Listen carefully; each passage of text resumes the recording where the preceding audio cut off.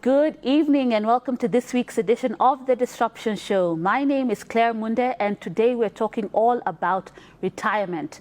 Are you planning for your retirement or do you think it's something that's far along the way? Now we want to talk to young people and the importance of retirement planning. And to have this discussion, I'm very happy to have on set with me Grace Kariuki, who is the program coordinator at Equity Group Foundation. Welcome to you, Grace. Thank you so much. We also have Castro David Munua, who is a data analyst. Welcome. Thank you very much. Now, when we think about retirement, a lot of times people think of it as a number, sometimes 60, 65. But is that what retirement is really about? There are other people who look at retirement like, when I get this figure, certain millions or hundreds of millions is when I can retire. But we really want to understand what is retirement and then how can we plan for it? So I'll direct that question to you, Grace. Tell us, what is retirement in the first place? And then how can we start planning for retirement? Thank you very much. Retirement, when you talk about retirement, we are talking about a certain period or a season, so to put it. It's a season whereby somebody stops being active in a certain activity they were doing. In our case, we'll talk about employment. Or even when they were doing business, they stop being actively involved in the day-to-day running of the business and they step aside. It's actually not stopping living. Yeah. It's just a season that somebody is not very actively involved and engaged in the day-to-day running of the engagements. So it's a period whereby somebody either steps aside, but they're engaged in other things, so to say. So that is when they relax a bit, not in the active engagement of the day-to-day things they are doing for their lives. So it's not basically the time they stop working, because even after retirement, they still do wake up to do something. Yes, not actively, not energetically as they did, but they wake up to do something. Okay. Yeah. Okay. I like that. So it's the aspect of how active are you in a business. So that time when you're not doing the day-to-day running of a business, but now you take a back seat is what we're talking about, retirement. Castro, yes. Can you tell us, is that what your idea of retirement was, or what has your idea been about retirement? What does retirement mean to you? I feel like retirement has different definitions. What you said is really true. I think it's the professional way of how people have an outlook towards it. But I feel like for me, a retirement is when you basically drop off the profession that you pursued that made you successful. And you're going now to figure out other avenues of, just self-pleasure, because at the end of the day, you realize that you have given your all towards this professional stand that you took that generated income and fed your family. And now you feel like, now I want to go and, just pamper my back.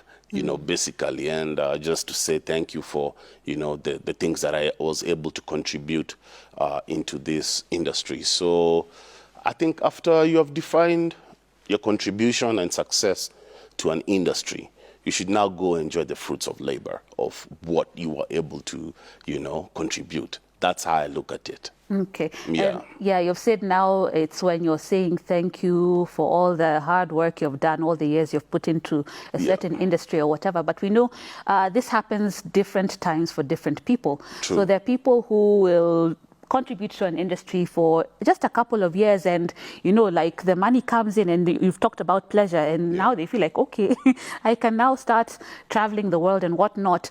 But how have you started to plan for your retirement, or have you started to plan for it because you say you want to enjoy after a period of time? And what time frame have you given yourself?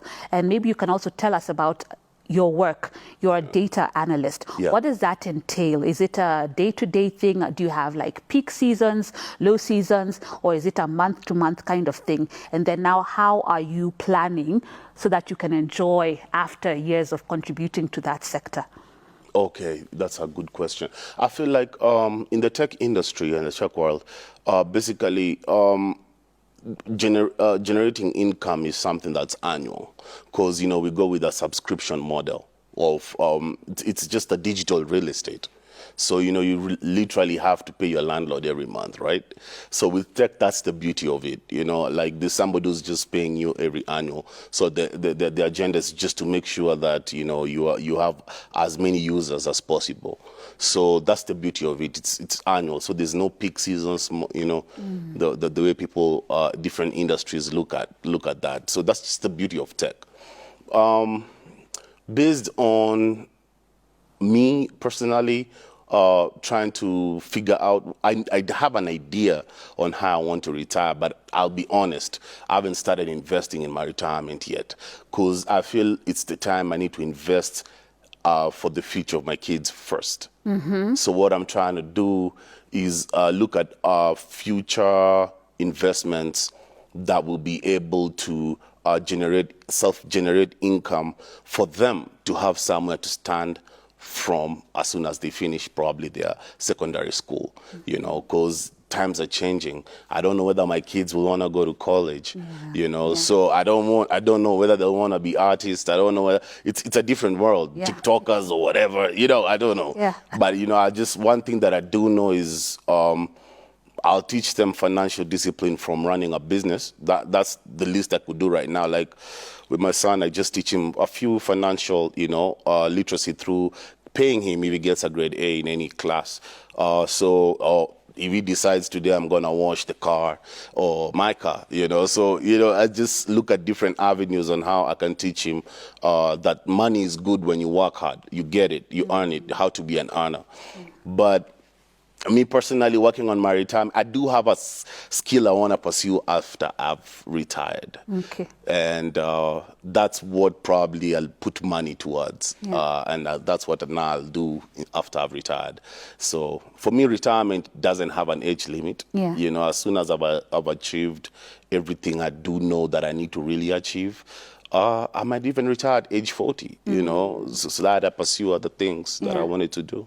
Okay. I think Castro has mentioned something very interesting, and I'd like you to clarify on that, Grace. He has said that he's not necessarily thought in depth for himself about retirement, but he's mentioned he's thinking about his kids' education and whatnot.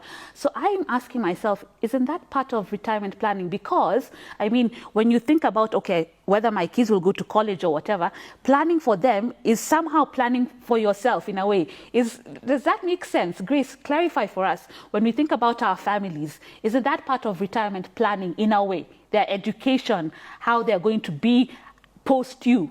Tell me a little bit about that. Thank you very much.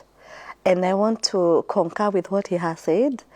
What he's talking about when he's thinking about the son's education, about his skill after whatever he's doing right now, all that is retirement plan.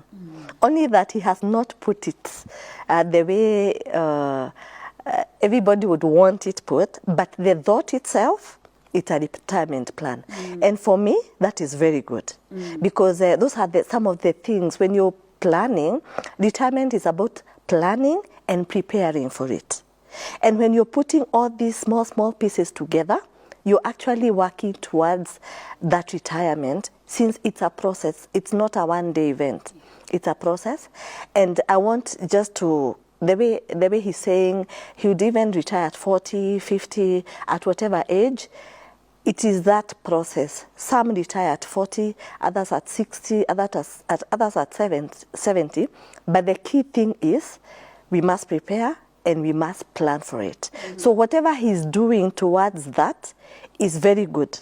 When he's thinking about the children education, first of all, that is, he's thinking about when I retire, I'm not in active work, I'm not in active business. How will my children stand?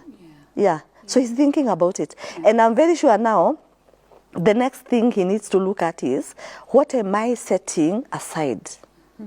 So that I ensure my children education happen.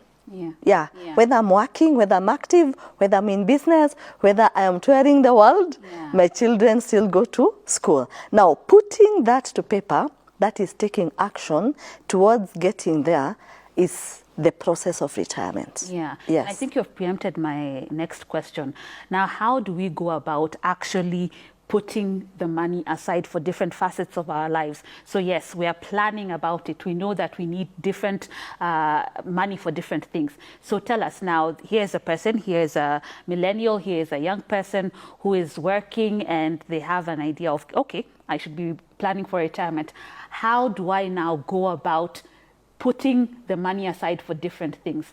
Take us step by step. I should be putting this aside for saving for my children. I should be putting this aside for this and that. Take us through step by step. Thank you so much. First of all, it's to appreciate where we are right now. How much are we getting? How much are we earning? Appreciating that amount. Then number two is appreciating the fact that one day we will retire. Yes, whether somebody is 20 years, 34 years, 40, 50, 60, one day we will all retire. So appreciating that fact. Then the other thing is taking the action of, where do I want to retire? How do I want to retire? Where do I want to stay? How do I want to stay? Even the lifestyle. How do I want to live? What lifestyle do I want to stay? Yeah. So when you put all those together, now we come to a place where we are talking about financial goals, post-retirement. Now we will come and break it down to, I will be having how many children, they'll be going to which schools we define. How much are those schools costing? That is a financial amount. Where do I want to retire?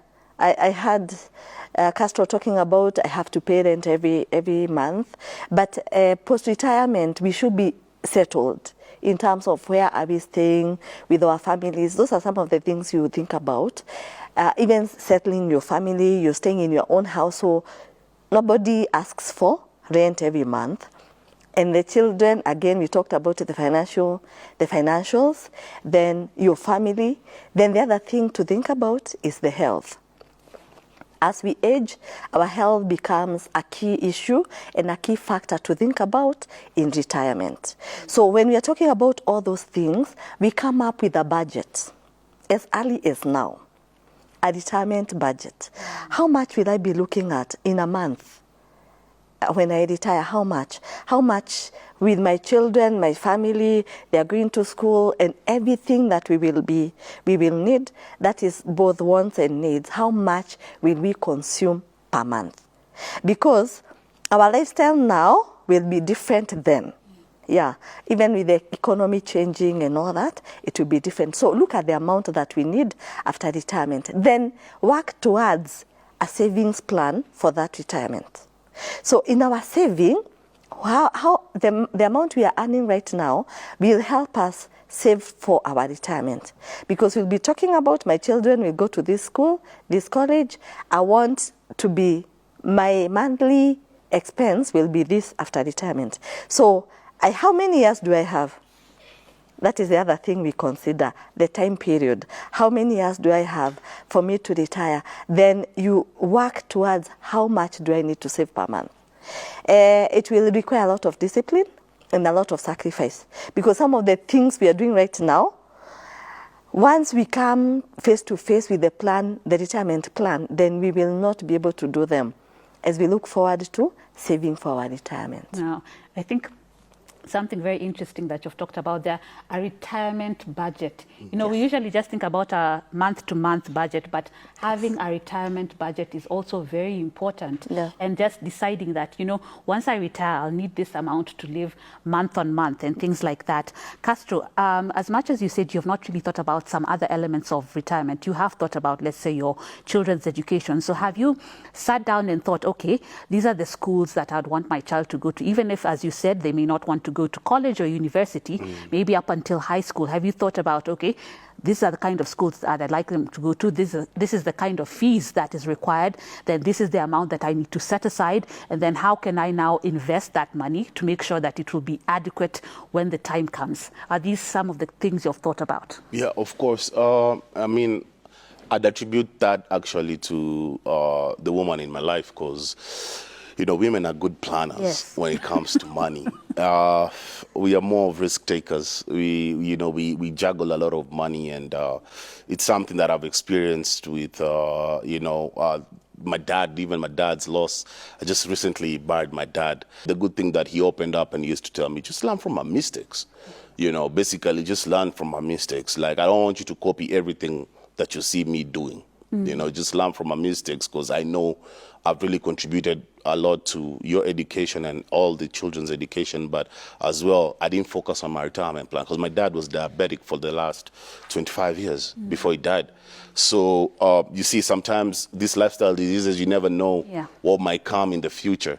So I think one challenge that I'd like to put out there is what we are struggling with, especially as men. Women have figured it out, I'll be honest.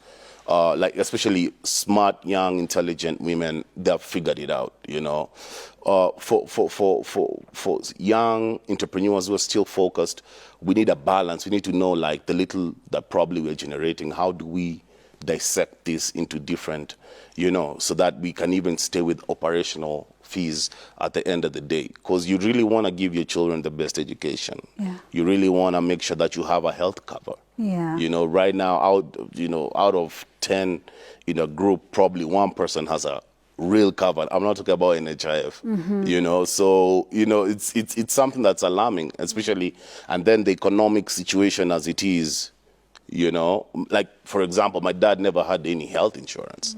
And this is somebody who's diabetic and who lived 25 years with it. But he felt like, I cannot afford the health insurance, because if I take it, how will I pay his college fees? Yeah. You see what I'm saying? So it gets really sticky, and I don't know what needs. We still need more financial literacy in terms of, even let's look at a high school teacher, for example, somebody with 2 kids, and his income is probably 30,000 in a month or 25. So how do you equate that and still make sure that these kids gotta eat, these kids have to go to school, these kids have to have good health, and if anything happens, everything that's in my savings has to go. Yeah. Because if this kid one day, let's say, God forbid, gets, he needs to undergo this operation, we need 500,000 in a flash. This is somebody who's earning 30,000 a month. Yeah. So probably savings is what they're asking for. Exactly. So I don't know. Sometimes it just gets sticky, and I feel like, we really need to get good plans and covers, things that will help us be able to spread our money wisely. Yeah, Grace, I think I'd like you to speak to that, because what Castro is saying is very true. Sometimes you're like, okay, you even have the knowledge that, yes, I should be saving towards retirement and whatnot, but then things on the ground are very different. Like the way he spoke about a teacher who may be earning 30,000, or somebody who is a casual laborer who is earning little money. They're thinking, okay, I should be putting money aside for retirement. But the reality is, I have children to feed, I have so many obligations, I don't have that money to save. So how do we talk to this person? Where do they start from? Because we've also talked about the importance of a medical cover. A situation comes and they are stranded. That's why we still have people forming WhatsApp groups. Sometimes it's not really wanting, but you don't really have the money. So where does somebody start where they are? Thank you very much. And I want to appreciate the compliment she gave us as women. Yeah. She's saying women have already figured it out. And I want to say something, that ladies have a way of coming together and sharing issues and learning from one another. What he has said is very important, that all of us need to go through financial literacy, financial education classes. And the reason being, we don't have, there is no time we are going to have enough money. And that's why everybody wakes up very early in the morning to go and look for a coin. Yeah, it does not matter your level. I'm talking to somebody who is earning barely 100 per day, and another one earning 1 million. As long as you are not financially literate, you will not be able to figure out how to use that money. It's true. So the key is, we all need to go through financial literacy. And that's why Equity Bank is here. Across the whole country, we take people through financial literacy from your level. And we show you, we work with you through the training, financial literacy, and show you how can you manage the amount you're earning per day, per week. Others earn per hour. You know, you're given just a small assignment to do somewhere, and then you're paid, and that is it. And you don't know the next time another assignment will come. You know, others work on contract. After 3 months, after 1 month, it's over. After 1 week, it's over. How do you ensure you save for your retirement? It is from the knowledge that you have that every amount that you earn, first of all, must be paid, must be saved. After you pay yourself first, the next thing, before you expense your money, you have to save. And we normally say you save 10% minimum. If you earn 100 today, make sure you save 10%. That is 10 bob. Then from there, what are we doing? We are building a saving culture. From there, you start from where you are. The moment you will get 100,000, it will not be difficult for you to save. Yeah. Then how are we managing to save for retirement? Before you save any amount, have a financial goal. I want to save for this reason. Yeah. Without a financial goal is like a compass, that shows you like a Google map, so to say. It shows you from point A, you go to point B. From point B, you go to point C. So it is actually very specific. I am saving for this. Let's say children education. So you go down to how much do we pay per month? How much do we pay per term? If I have 2 children, how much is it? You go down to the amount. Then you say, how much do I earn? Is it per month? Is it per year? Like you're saying a year? You know, how much do I earn? Then you divide this amount. Do you know what that does? It helps you even to think of other options. Must my children go to this school? So sometimes you come down to another level so that you are left with some amount to save for your retirement. That is what we call financial goals. And they help us to figure out, depending on the amount we are getting, how do I retire and where do I retire? Okay, I think those are some good points. And you've talked about building consistency. Whenever you get that 1,000 bob, put at least 10% aside and whatnot. Castro, what has your experience been? Whenever you have that money, do you intentionally go about putting an amount aside, or how do you go about it, and what tools do you use? Because sometimes, you know, the money comes in and then it just goes out. So do you have like apps that help you? How do you ensure that that consistency is built? Yeah, so my accountant introduced me to something called Zoho Books. And I was just playing with this app, just looking at it, and it's giving you even options of savings and stuff like that, right? So I decided last year just to start the journey, just to see it. Besides that, I know I have a tax collector at home. That's my wife, you know. So, you know, she'll be like, "Oh, where's your 10%?" Yeah. You know. So I always, you know, just because she knows. Yeah. If this guy stays with this money, it's not, you know. So, but she has that discipline of, you know. Yeah. So for me, it's like when the opportunity presents itself, you want to invest there and then. She's like, it's going to multiply. Put the savings there. It's going to work out, you know. And sometimes business works. Sometimes it fails terribly. Yeah. You know, I've lost a lot of money, and I'm here to make a lot of money, you know. So I do have an understanding of how it needs to work. I mean, Zoho Books has helped me understand my finances and also learn how to separate the monies. I don't even know how much I've saved personally. She refused to tell me. She has all the statements. But at the end of the day, I know it's for the better being of the children. Yeah. She's looking out for that outlook, and ourselves as well, because she doesn't want an old, raggedy guy, you know, who's, you know, always disturbing kids. You know, today I have to go to XYZ, you gotta send me X amount. She doesn't want that lifestyle. Yeah. You know, and for me, I have ambitions on how I want to retire, you know, because basically I want to retire and be a photographer, you know, they just document this world, because this world is changing every day. Yeah. You know, the Romans had their world, so I'm thinking I need to document what we have right now, because who's going to show our children's children? Oh, these kids won't be going to the museum. When was the last time you went to a museum? So I'm thinking, okay, let me do something for myself, for them, Yeah. you know, because that's I want to travel Africa a lot. So I think what she has advised is really good. And, it's just taking that initiative. Use wallet system. I feel like having a digital wallet is very nice. Whenever money just enters your account at a month, it's like a standing order you've put in place. So it just grabs from your account. Yeah, it's the same way. Yeah, same way you've subscribed to Boomplay, and other avenues of, streaming and Apple and whatever. The way they know when it's 6th, we'll have to deduct $30 or $3 from your account because it's the wallet system now. So I think the youth, I'd advocate a lot of youths to download, instead of downloading social sites, just download financial sites that are going to help you. When you put money or load money on wallets, it can be able to pull it away. We have good local wallets as well, like TandaPay. Yeah. Like locally people have built things which are very nice and could be of use to us. So that's what I'm embracing. I started embracing it last year. So I'm a little bit, early. I know that, but it will be good to share this information to the young people out there. I love kujinyime. Yeah. One thing I know, we don't like kujinyima.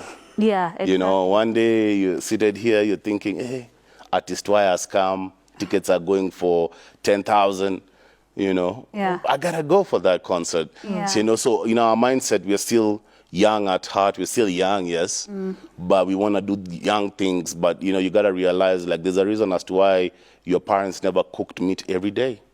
It was specific. It was once, and chicken was something you'd see once in a month. Sausage, you'd eat it when you're in the restaurant. Yeah. It wasn't something you used to eat. It's not like today, like, you wake up in your apartment and the whole block is smelling breakfast. It used to be like that. Things changed. So we have to be smart as well with how we consume our foods. Health is also important. Once you said about health, we got to hit the gym because, a lot of people are not staying healthy. And it's very sensitive to stay healthy because even the type of foods we are eating, it's not really good right now to keep us sustaining for a long time, So we have to look at all avenues and find a balance. But I really like what she has said. I think it makes a lot of wisdom. Yeah. I like what you said about kujinyima, and also, Grace, you talked about it, about that delayed gratification. And you also said, like, if you wanted to take your kids to one school, you can consider another one. But now speak to young people, because sometimes it's like, why do I need to downgrade? I'm supposed to be upgrading. Like, if I wanted to take my kids to school X, why do I need to downgrade? I just need more money. So speak to those young people, the Gen Zs, the millennials, who feel like, why do I need to move from apartment A to some flat, I don't know in which place? What's the importance of downgrading? I wouldn't call it downgrading, but really delayed gratification to your savings and retirement journey. All right, thank you very much. As I said, when we have financial goals about where we see ourselves in the next 10 years, 5 years, that years, it will help us a lot in the way we manage our money. I like the way he said, sometimes there's money and there's somebody who collects the tax. Meaning there's a time the money is not there. So that is why I'm saying with a financial goal, it will help you become very clear and sober as you make financial decisions. And we are not saying kujinyima ni vibaya. Unajinyima because of your tomorrow must be greater than today. So for you to build your tomorrow, sacrifice today. That's what we are saying. There are some things you will say no to. There are some things you will say, if my child goes to this school, they'll still perform. It is because of tomorrow that I'm sacrificing. And because I don't want to get into other things. I don't want to get into debts. I don't want my future to be like this. I don't want to, let me give an example. I don't want to live in a rented house for 10 years. So for me to be in my own house in the next 5 years, I have to sacrifice today. And it's not in a bad way. Then something else, please involve your family. Let them know we are planning this together. It is for the benefit of the family. What happens is they support you. Yeah, they will walk the journey together with you because they see we want to retire by 40. We want to retire by, in the next 10 years. But how do we get here? This is the amount of money we want. So they'll be the ones telling you, Dad, instead of us having samosas, instead of us having sausages, why don't we get an alternative of that? Which is, instead of us going every day out, why don't we just buy wholesale food and just consume it for 1 week, for 2 weeks, so that we save for our retirement. So involvement of family in retirement plan is very important because they can see their future from this plan.